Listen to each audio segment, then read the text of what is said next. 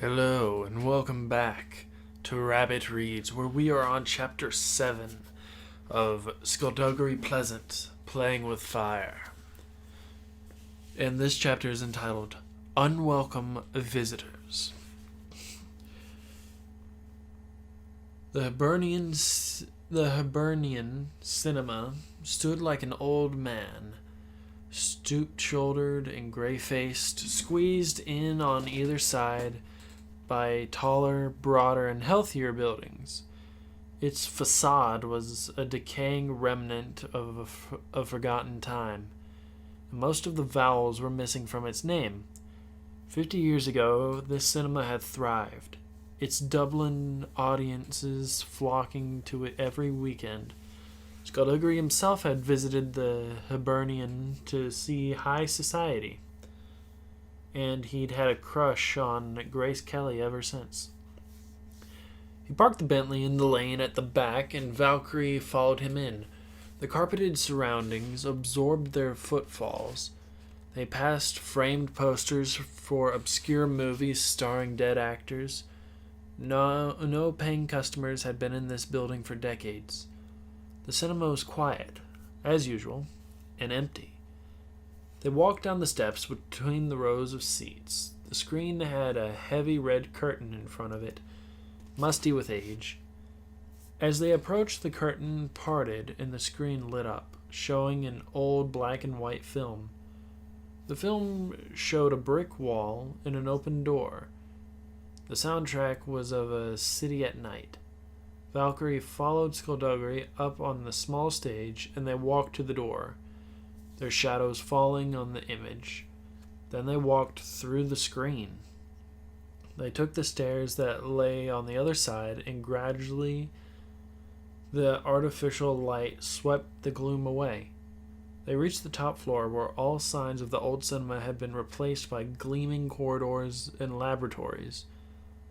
The owner of the Hibernian had spent a lot of time renovating the building, developing it into the magic science facility he'd always dreamed about. Because of the delicate nature of the work done in all of the various sections, the medical bay, the brand new morgue, the theoretical magic R&D department, there were no windows, and the temperature was carefully controlled. Although he had the run of the entire building, shared only with his two assistants, the owner still chose to work in the smallest, darkest laboratory, and that was where they found him. Professor Kenspickle Grouse looked around when Skulduggery said his name. You again? He said in a voice that was not overflowing with warmth and hospitality. What do you want? Ken Speckle was a small, elderly man with a mass of white hair and very little patience. "We have something for you, Professor," Skulduggery said, showing him the syringe that had fallen from Dusk's pocket. "We were wondering if you'd have time to analyze it." Oh, as if I'm not kept busy enough as it is, Ken Speckles said gruffly. Valkyrie, I haven't seen you in weeks. Staying out of trouble? "Not really," Valkyrie admitted. Nor did I expect you to, he said with an exasperated sigh. For all his crouchy behavior and ill manners, the elderly scientist seemed to have a soft spot for Valkyrie. So what has he dragged you into this time? "I haven't dragged her into anything," Skulduggery said defensively. Valkyrie smiled. "Fights, kidnap attempts, more fights. Business as usual, you know how it is." Skulduggery's phone rang, and he stepped away to answer it. Now that Skulduggery was out of earshot, Ken Speckle let his voice soften in tone. How's the shoulder from last month? "Much better," she answered. "I was barely left with a bruise." Ken Speckle nodded. I used a new mixture. The ingredients are a little harder to find, But for my favorite patients, I like to make sure the healing process is as painless as possible. I'm on that list? Valkyrie asked, her smile growing wider. Ken Speckle snorted. You are the list. Valkyrie laughed. Your partner certainly isn't. Ken Speckle continued, returning his attention to Skulduggery as his phone call ended. Let me see that syringe. Skulduggery handed it over. Where did you get it? It fell from a vampire's pocket. Ken Speckle held the syringe up to the light, examining the liquid within. Fascinating creatures, vampires. 2 completely separate layers of epidermis, the upper layer of which regeneration when the sun comes up. Human by day, gifted with slightly enhanced speed and strength, but essentially mortal. But at night... Valkyrie nodded. I know what they're like at night. Oh, that's right. You have first-hand knowledge. Don't you? How did you get that, I wonder? Oh, yes. He glared at Skulduggery. Someone with absolutely no sense of responsibility dragged you in front of a vampire and almost got you killed. Skulduggery tilted his head. Are you talking about me? He asked innocently. Ken Speckle scowled and went back to examining the syringe. I've seen this before, he said. But only once. It's a rare concoction of hemlock and wolfsbane. It would be used by a vampire to suppress his beastly nature at night. Makes sense, Skulduggery murmured. Dusk is of no use to Vengius if he loses control every time the sun goes down. Ken Speckle loosened his tie and undid his shirt button. I had a run-in with a vampire in my youth, and I barely escaped with my life. That's why I carry this with me everywhere I go. He showed them a glass vial that hung from his neck. Is it holy water? Valkyrie asked, a little doubtful. Holy water? No, Valkyrie. It's seawater. Right, she said slowly. Holy water doesn't work, Ken Speckle explained. And stakes to the heart won't cure them. Decapitation is effective, but then decapitation is effective against most things. The one vampire legend that does have merit, however, is running water. Valkyrie frowned. Okay, and that seems to be the one legend I've never heard of. Skulduggery spoke up. There's an old myth that vampires can't pass over running water, so they couldn't cross a bridge that spans a river, for instance. Now, while crossing bridges doesn't faze them in the slightest, the truth of the myth stems from salt water. Vampires have an extreme allergic reaction to the stuff, Ken Speckle said. If ingested, it would swell a vampire's throat, blocking its air passage, which is why I carry some with me at all times. But wouldn't they have to swallow it? Well, yes. And how would you get a vampire to swallow the water before it killed you? Ken Speckle blinked and didn't say anything. Never mind, Valkyrie said quickly. I'm sure you know you'd find a way. Like you could throw the water into its mouth when it's about to bite you. Ken Speckle's shoulders slumped, and Valkyrie felt incredibly guilty that she had poked a hole in his plan. Leave me, he said, a little mournful. I'm sorry, Valkyrie began, but he held up his hand. No need to apologize. I'm a medical genius. I'm a scientific genius. But obviously not a tactical genius. And to think for the last 180 years I was unafraid of vampires because I had a vial of salt water tied around my neck. What an idiot. Ken Speckle shuffled off, and Skulduggery patted Valkyrie on the shoulder. Congratulations, he said. You just reinstated a 300-euro neurosis. You just reinstated a 300-year-old neurosis. Our work here is done. Feeling absolutely terrible, Valkyrie followed him back the way they had come. They passed the two assistants in white lab coats, Stentor and Civet, wrestling in an empty room.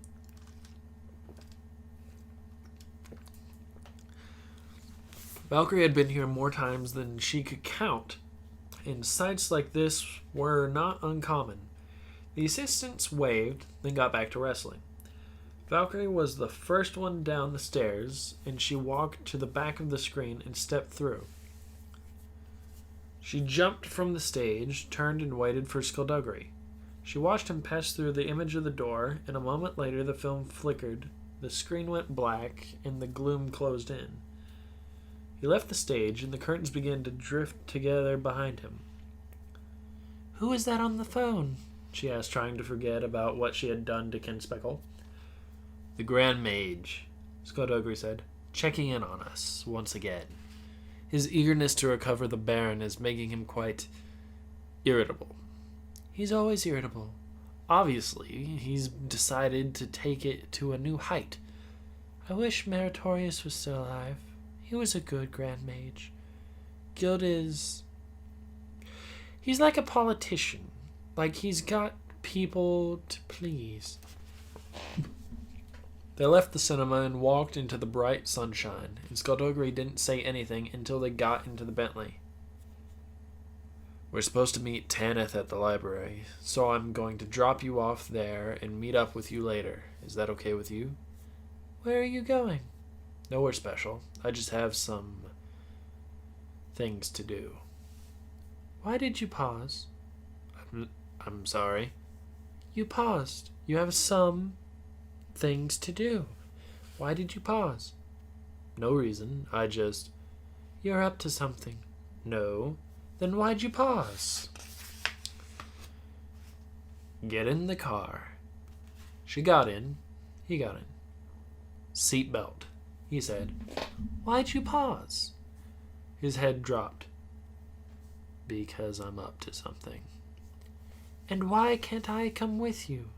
"Because it's something sneaky." "Do you promise to tell me later?" "I do." "Well, all right then." She clicked her seatbelt into place. "Let's go." Valkyrie went into the tenement building and climbed the stairs, passing a man who didn't have a shadow. She got to the third floor just as China Sorrow crossed from the library to her apartment. "Valkyrie," China said. "how nice to see you again so soon." The skirt she wore was a light green, and the jacket was of a green deeper than 1,000 crushed emeralds. Her necklace was exquisite. "That's beautiful," Valkyrie said, looking at it. "Isn't it? This necklace has cost 2 very fine men their lives. At times I wear it in tribute to their sacrifice. Other times I wear it because it goes with this skirt. Would you like to come in?" "Sure," Valkyrie said, and followed China inside. She closed the door after her. She would never have admitted this, but Valkyrie adored China's apartment. The carpet was lush and intricate, the decor was elegant and restrained, and it looked out over Dublin in such a way that the city seemed prettier and more romantic than it had ever been. "Any new developments?" China asked, picking up a stack of letters and rifling through them. "Not especially. I was attacked earlier, though." "Oh?" "By a vampire and his minions." "Can't stand those things," China said. "Once they bite you, the infected person has 2 nights of mindless slavery to endure. And if they're not treated, they become full vampires. Such a horrible condition. Did you happen to catch his name?" "Dusk?" "Yes, I know Dusk. He has a habit of holding grudges. I had an associate who crossed him. It took years, but Dusk finally managed to track him down, and the death he provided was not a quick one. There was a lot of blood and screaming, and..." She caught herself and smiled. "I apologize. I must confess to being in a very bad mood of late. Because of this grotesquerie business, everything I've worked so hard for. My library, my collection, my influence. all of it could be wiped out in the blink of an indifferent eye. Along with the rest of the world, Valkyrie reminded her. Yes, that would be unfortunate also. China put the letters down. Have you seen him, the Baron? No, not yet. China sat on the luxurious yet tasteful sofa. An unusual man. He likes to think of himself as straightforward. He is anything but. He shares the same elitist attitude as Nefarian Serpine. But where Serpine was independent and self-serving, the Baron carried out his duties with a selflessness and a blind and unwavering faith. What Serpine began, Vengius seeks to finish. To him, the return of the Faceless Ones is the only thing that has ever truly mattered. Sounds like you know him well. Oh, I do. Didn't Skulduggery tell you? I too used to worship the Faceless Ones. Valkyrie felt her face drain. What? China smiled. Obviously he didn't tell you. Bliss and I were raised in a family that worshipped the dark gods. My brother rejected our family's teaching at an early age, but it took me some time to do the same. While I worshipped, however, I joined a small group of like-minded individuals, of which the Baron was. Remember when I told you that there is nothing more dangerous than a zealot? We were dangerous even by a zealot's standards. I don't know that. I didn't know that. China shrugged. I was young and foolish and arrogant. I've changed. I'm not foolish anymore. She laughed. Valkyrie forced a smile. And now, China continued, you're wondering once again if I can be trusted. After all, when Skulduggery first told you about me, what did he say? He said not to trust you. Because I am not worthy of it, Valkyrie. I will endanger those close to me for my own advantage. I'm not a nice person, my dear. I'm not one of the good guys. Then why does he still rely on you? Because he himself has gone through change, and he is no hypocrite. He will not condemn me for my past actions so long as I don't revert to the person I once was. The war with Malevolent changed everyone who fought in it. We each saw things in ourselves that we would rather not admit it. What did Skulduggery see? Rage. His family was murdered in front of him, and when he returned from death, his rage came with him. For most anger that fierce can burn only for so long. Skulduggery being Skulduggery is the natural exception. His rage stayed. So, what happened? He disappeared.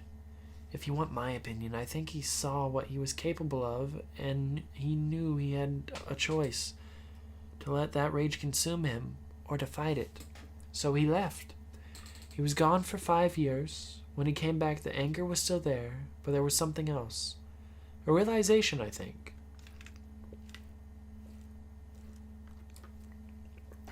A new purpose. He was able to joke again, which was a welcome return, for he is one of the very few men able to make me laugh. Soon after we received word that Lord Vial had fallen, and then Skulduggery himself brought down the Baron, and Malevolent's plan began to unravel. Where did he go for the 5 years? I don't know. We all thought he was dead. Dead again, you know. But he came back just when we needed him. That's one thing you can count on him for. The nick-of-time rescue. He's quite good at it. There was a knock on the door. They both stood, and from out in the corridor they heard a muffled voice and then a loud thump. China looked at Valkyrie. Go into the bedroom, she said quickly. Don't argue with me. Go into the bedroom and close the door. Valkyrie did as she was told, but left the door open a crack, just enough to see through. She saw China pick up the telephone, and then the door to the apartment burst open, and the slender man in the bow tie came flying through. He landed in a heap and didn't move. A figure stepped in. He looked to be in his 50s, with gray hair and a tightly cropped beard. His clothes were dark and vaguely military-esque, and his boots were polished to a gleam. He had a cutlass in his belt. "Ah, China," he said. "It's good to see you again." Baron Vengius, China said slowly, and put the telephone down. I dearly wish I could say the same. Why are you here? "You mean you don't know?" If you wish to return an overdue book, the library is across the hall. I think you'll find the fine to be stern, yet reasonable. "I'm here for you, China. Within a few hours, I will have Lord Vial's armor, and the final missing ingredient will be within my grasp. It's time to take off this mask you wear, to end this charade. You need to take your place." My place is right here. "We both know that's not true. You can no more turn your back on the faceless ones than I could. I have seen your devotion." My devotion, as you call it, has waned. Benji shook his head. "You have sworn your allegiance to the dark gods. You can't simply change your mind." I'm afraid I can, and I have. Through the crack in the door, Valkyrie could see the anger seeping into Baron's face. "You are their servant," he said, his voice low and threatening. "If you will not uphold the vow you made on your own, then I will do it for you. You will be there when the faceless ones return, even if it is just so you can be the first traitor they kill." He reached forward, and China put her left hand flat on her belly and flicked her right, and every piece of furniture in the room flew at Vengius. Valkyrie stared, open-mouthed, as tables and chairs and bookcases crashed into Vengius at a terrible speed. They clattered to the floor, and he staggered and fell, blood running down his face. China tapped her belly twice and gestured with her right hand, sending everything, the furniture and Vengius, skidding across the floor and slamming into the wall. Then another tap on her belly, and another whip from her hand, and the furniture moved away, clearing a space around the Baron. You don't threaten me in my home, China said, and set the furniture hurtling back to him. But Vengius was quick, and he lunged forward, eyes flashing yellow. The table that was coming directly for him suddenly exploded into 100,000 splinters, and he dived through them, escaping the rest of the furniture that impacted on the wall behind him. He sent his hand into her chest, and she pitched backwards. She hit the wall and fell to one knee. Valkyrie gripped the door, about to fling it open, but China looked up at Vengius, and her eyes narrowed.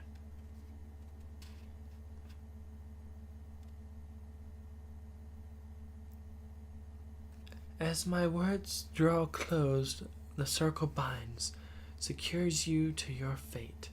Vengius reached for her, but hit something, an invisible wall. He tried to back off, but he only got a couple of steps before he hit another barrier. He looked down, looked at the elaborate carpet, and saw the circle hidden in the design. "Clever girl." You didn't think I would install some security measures? China said. "Very, very clever girl." His eyes flashed yellow. That's not going to work, my dear Baron. Symbols are my power. Your power can't break that shield. You can't hurt me, but I can hurt you.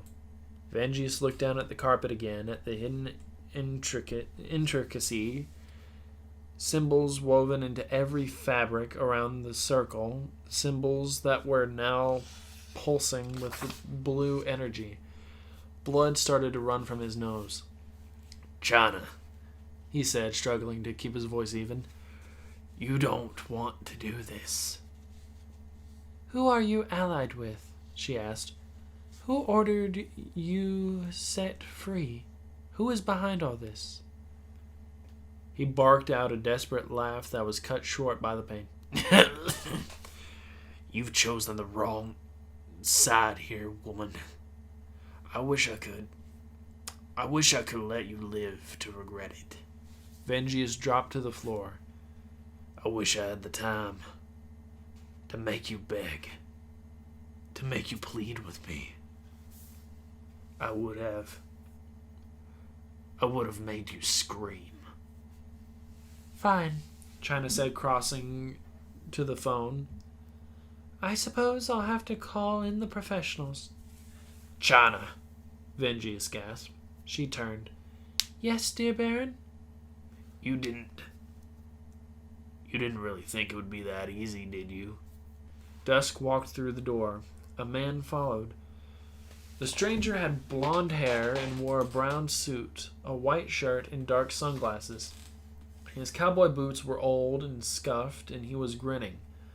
The carpet at his feet frayed and split, and he sank downwards, disappearing into the floor. China dived for the phone, but Dusk darted in and shoved her back. Valkyrie stared at the stranger's hands, burst up through the floor at Vengia's feet, grabbed him, and pulled him down. The floor sealed up behind him, and the cymbals pulsed one last time, then returned to normal. A moment later, Vengius and the stranger stepped through the wall beside China. Your hospitality used to be so much better, Vengius said. His eyes flashed and China stumbled. Dusk picked her up. Don't let her touch anything, Vengius told him. She has symbols everywhere. Some are invisible. Some are even etched onto her body. Don't let her touch anything. Dusk grabbed both her wrists and wrenched her arms behind her. Vengius took out a handkerchief, used it to wipe away the rest of the blood. I expected more from you, China. When you left us, I thought you'd be back. No one could do the things you'd done and then walk away. I didn't think it was possible. She looked at him, grimacing at the pain that was locking her arms straight behind her. I found other interests. You can too. Stamp collecting, maybe. Dusk twisted her arms and she gasped. The man in the sunglasses laughed. Vengius put the handkerchief away. I can still be merciful, even if my gods are not. The girl, China. Valkyrie Kane. Tell me, where is she, and I will let you live. Skulduggery doesn't care about her, China said through gritted teeth. She's a hobby, nothing more.